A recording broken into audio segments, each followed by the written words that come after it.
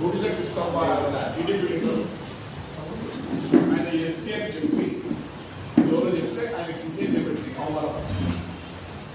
ఇది ఒక ప్రజాప్రతినిధిగా బీజేపీ వ్యతిరేకిస్తామా?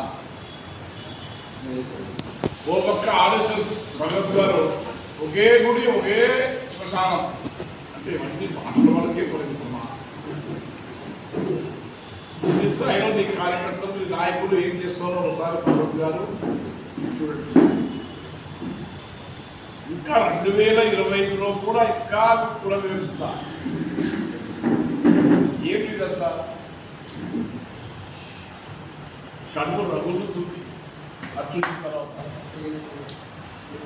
కాబట్టి ఎంబటే ఆ బీజేపీ ఎమ్మెల్యే పైన చర్యలు తీసుకోవాలి. దేశానికి క్షమాపణ మస్తు చెప్తారు, అవమానపరిచి మీడియాలో వచ్చినప్పటికీ క్షమాపణ అది కాదు. చర్యలు ఉంటేనే ఎక్కువ చేయడానికి భయపడతారు.